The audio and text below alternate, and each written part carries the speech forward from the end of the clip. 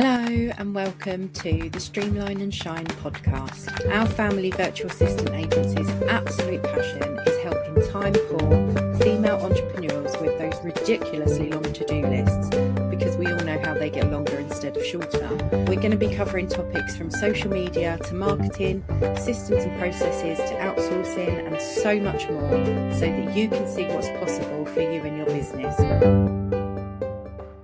Hello and welcome back to the Streamline and Shine podcast. Today, I want to talk to you about something that most CEOs don't like to admit that they're guilty of: micromanaging. Yeah, I said it. I know you do. So if you're the kind of business owner who checks in on every task, rewrites your VA's captions, or feels the need to just quickly check what's been done before it goes out, this one's for you.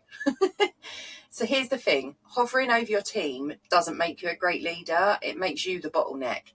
And today I want to show you how to spot when you're doing it, why it happens, and what to do instead, so that you can step back and actually lead. So you didn't start your business thinking you'd end up being a control freak, right? But it happens. Micromanaging usually comes from fear. Fear that things will go wrong, fear clients will notice a mistake, fear that no one can do it like you can. And for a while, that perfectionism feels protective. It's like, if I just do it myself, it'll be done right. But what actually happens, you end up exhausted, your team gets demotivated, and everything still depends on you. And that is exactly what we need to try and avoid.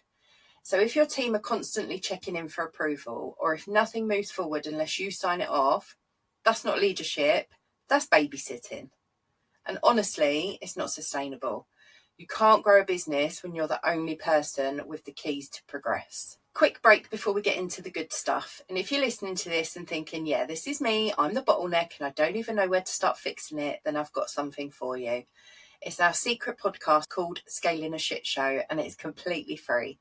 It's where I strip back all the polished business advice and talk about the real behind the scenes fixes that actually help you step out of the chaos.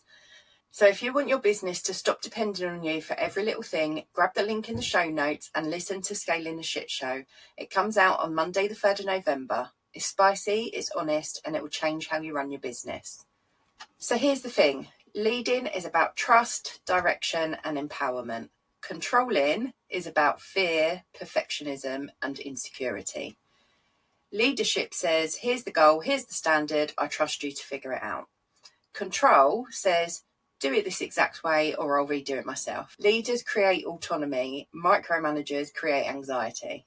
And that's not just within you, it's within your team as well.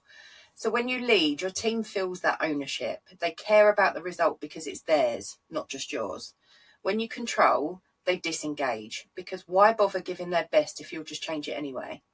And the sneaky part, micromanaging often looks like you're helping, but really you're just keeping yourself stuck in the shit, basically. So let me give you some practical ways to step back. First off, I want you to define clear roles. If people don't know what they're responsible for, they'll either do nothing or they'll do it wrong, and you'll end up stepping in. Write down who owns what, every task, every project, every decision, because that clarity is magic. The next thing I want you to do is set expectations and KPIs.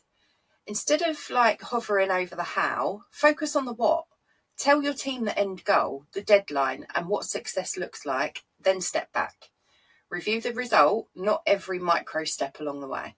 The next step is to build trust and earn it back. Trust is built through consistency.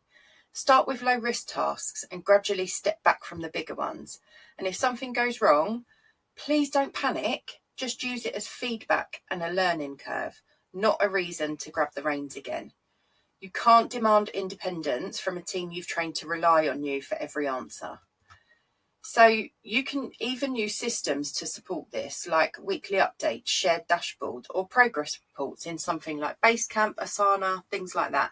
So you always know what's happening without needing to chase. So one of our clients had this exact problem. She'd hired a brilliant team, but she just couldn't let go. She was rechecking everything, rewriting captions, sitting in every client meeting.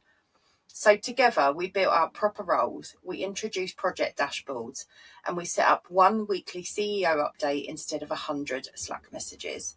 Within a month, she'd stopped working evenings, her team felt trusted again, and the business ran more smoothly. All because she stopped micromanaging and started leading instead. So if you know now that you've been hovering, second guessing, or stepping in too much, this is your sign. Micromanaging doesn't make you a great leader, it makes you the bottleneck, and that is not what any CEO wants to be. So start small this week. I want you to pick one task that you'll fully delegate, communicate what a great result looks like with your team, and then let your team run with it. Then leave it alone. Review the outcome, not the process. Because once you've got the outcome, you can then see the gaps and the leaks in the process. And that is leadership, and that's how you build a business that doesn't need you glued to it 24/7. Okay, I would love to know how you've got on doing this if you're going to give it a go. So you can text the show, you can drop us a DM on Instagram, or you can drop us an email. All the details will be in the show notes. I'll see you next week, and until then, keep streamlining and shining. Thank you so much for listening to this episode of Streamline and Shine. If you have questions on what we covered inside, please feel free to reach out to us on Instagram at Bolton_virtual_solutions, or you can email us at teambolton@boltonvirtualsolutions.co.uk. We absolutely love hearing from our amazing community and are always here to support you. If you'd like to be interviewed on a future episode, please drop us an email letting us know which topic you'd like to speak about, and we'll get back to you. See you on the next episode, lovelies.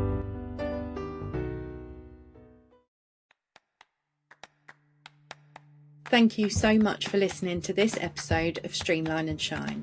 If you have questions on what we covered inside, please feel free to reach out to us on Instagram at Bolton_virtual_solutions, or you can email us at teambolton@boltonvirtualsolutions.co.uk. We absolutely love hearing from our amazing community and are always here to support you. If you'd like to be interviewed on a future episode, please drop us an email letting us know which topic you'd like to speak about, and we'll get back to you.